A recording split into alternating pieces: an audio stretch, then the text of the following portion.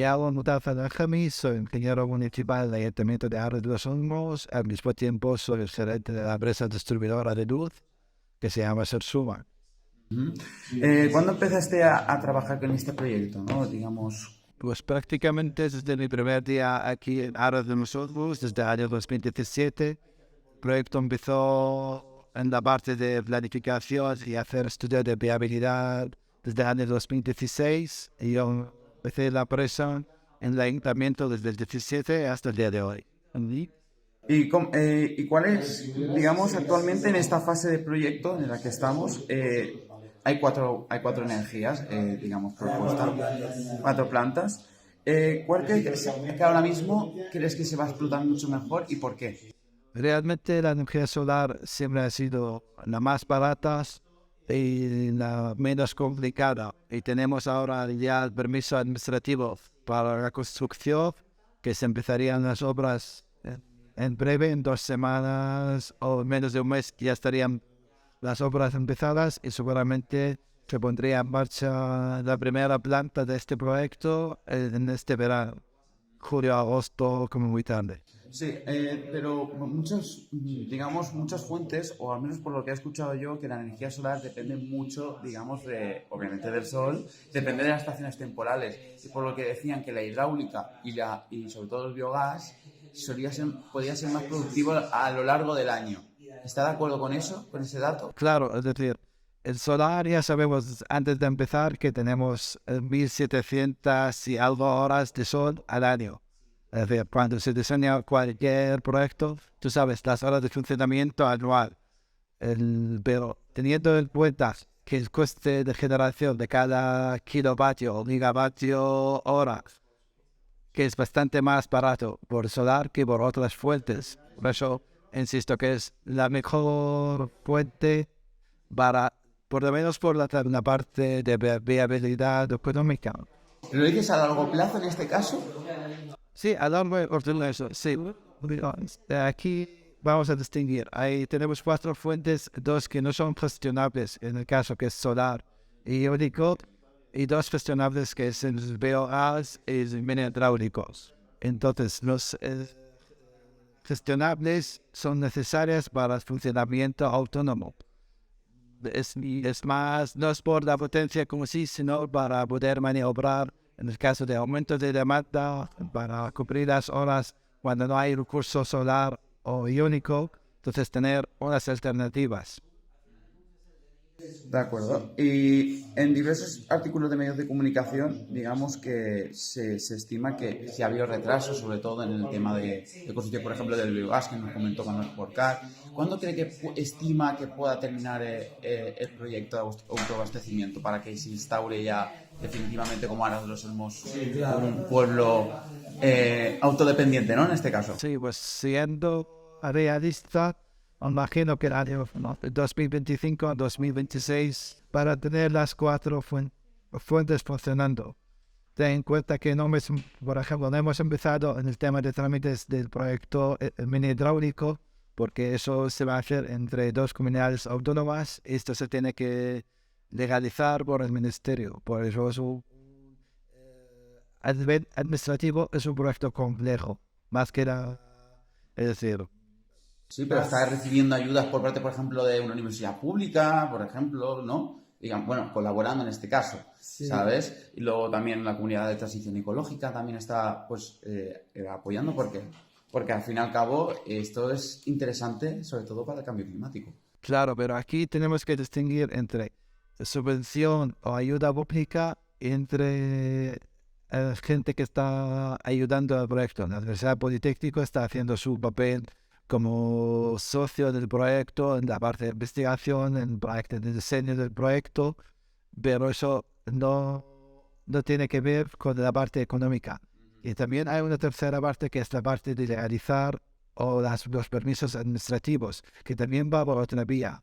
Podrías tener una subvención, podrías tener una ayuda para pagar una instalación y no tener el permiso de hacer esta instalación. Y podrías perderla. Vamos, es una cuestión burocrática, por decirlo. Así es, sí.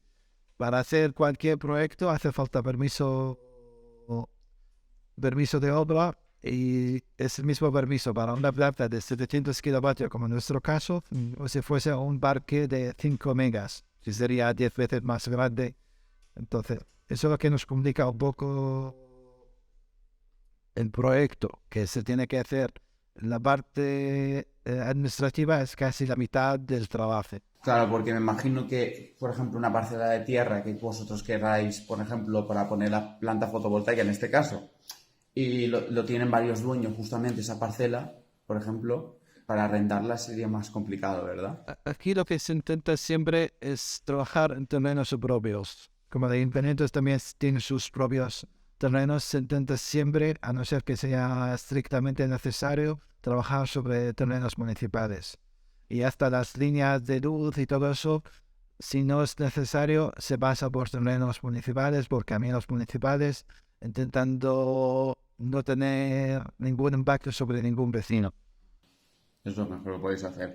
Y otra preguntita más que te quería comentar es sobre el caso de que se llega a conseguir, digamos, plantarse como un proyecto de autoabastecimiento, pero, digamos, rentable. Esto sería como el culmen para conseguir que futuras ciudades, por ejemplo, yo qué sé, Valencia, por ejemplo, pueda intentar hacerse una construcción de estas maneras, o lo ves muy precipitado. Yo lo veo más, es decir, el proyecto es un laboratorio a escala real de un proyecto de autosuficiencia energética, pero lo veo más que para una ciudad grande un poco compleja energéticamente, con pijos diferentes, lo veo más para zonas aisladas, para polígonos industriales que podrían estar lejos de la red.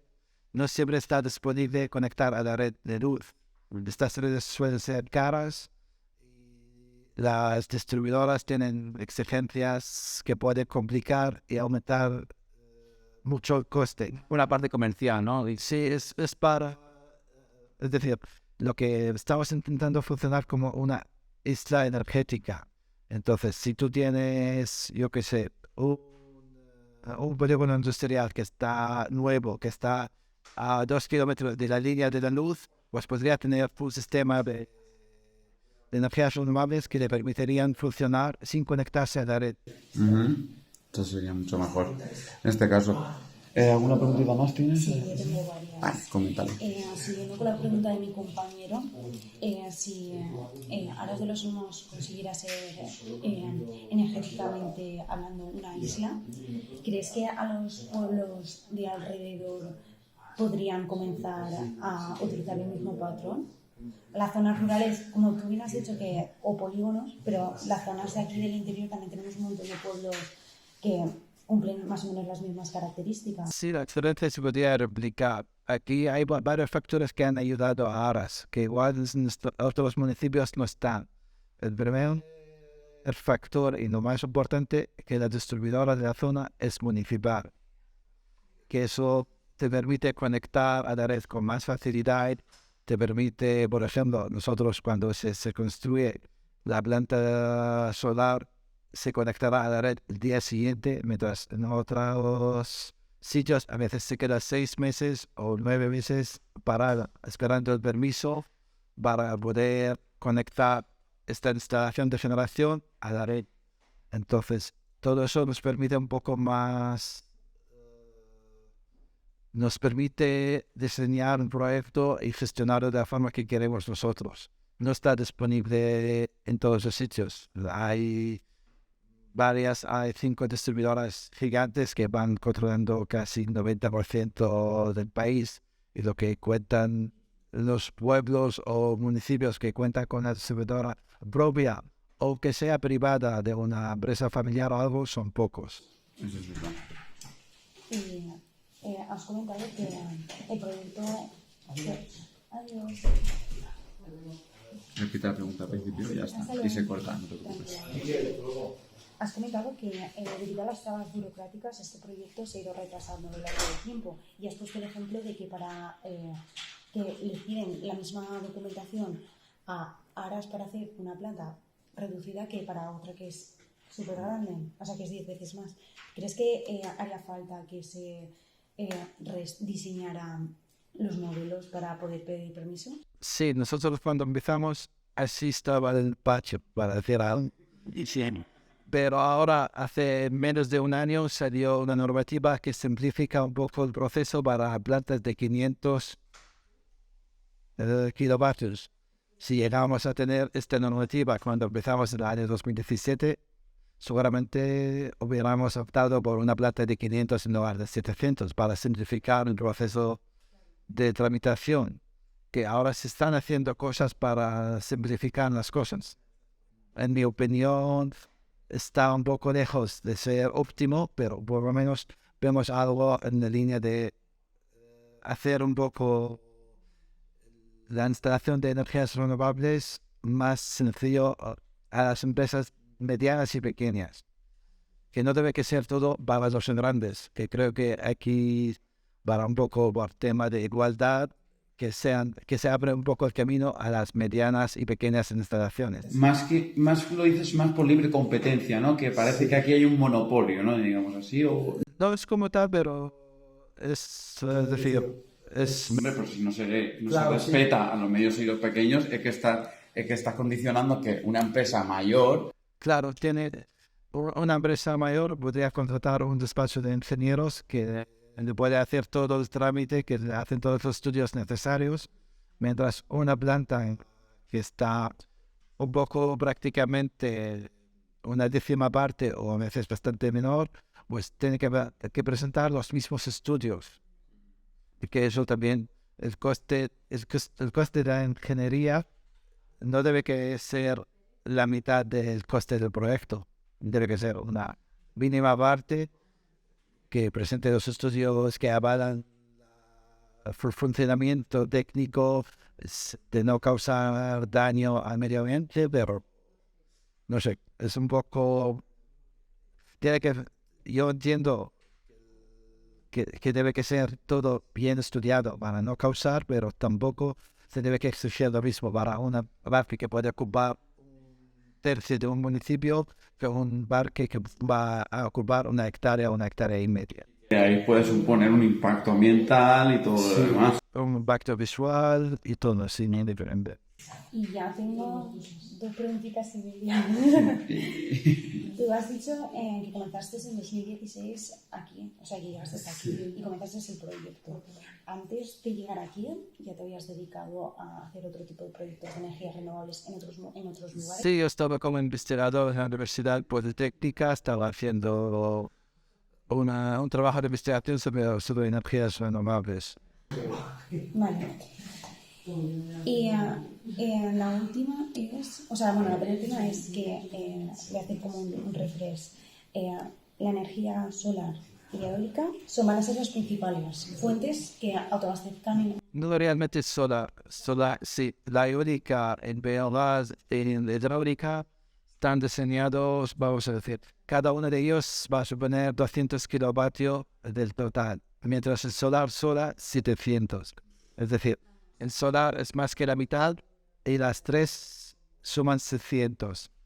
Entonces, la principal es el solar y las tres es para complementar. Perfecto. Y por último, las asociaciones de la luz. ¿En qué consistirán? ¿Qué beneficios van a tener los habitantes del pueblo si están dentro de las asociaciones de la luz? Pues prácticamente es tener el precio de la luz durante las horas de celebración a precio muy asequible o más barato del mercado. Lo que lo que estamos haciendo es negociar con una cooperativa con bastante recorrido en el mundo de renovables, que es Soma Energía. Estamos llegando a un acuerdo para que nos compren la energía a precio de coste y que lo pueden revender a los vecinos con un margen pequeño, así para beneficiar los habitantes del pueblo, los consumidores reales de esta energía. Y debido a la asociación de la luz, ¿qué requisitos tendrán que tener los vecinos que quieran estar dentro de esta asociación? Pues realmente muy simple, tener un contador aquí en el municipio. Es el único requisito. ¿Tienen que pagar para entrar? Sí, hay una cuota que se va a entrar, que es una cuota simbólica, que se va a 10 por cada kilovatio contratado, que es una cuota de entrada, pero al salir se recupera. Entonces, Si entra alguien hoy y 2 años no le convence o por algún motivo ha vendido la casa, pues se recupera lo que ha pasado y una cuota de mantenimiento anual de 10 que también se paga por contador. Entonces, alguien que tiene una casa pagaría 10 en principio de cada año y seguramente el ahorro que va a ahorrar va a ser mucho, mucho más. Pues perfecto, Nutad, muchas gracias por la entrevista y bueno, deseo que se constituya ya como un pueblo autodependiente energéticamente. Eso esperamos que será muy pronto y gracias a vosotros por la visita y por la entrevista.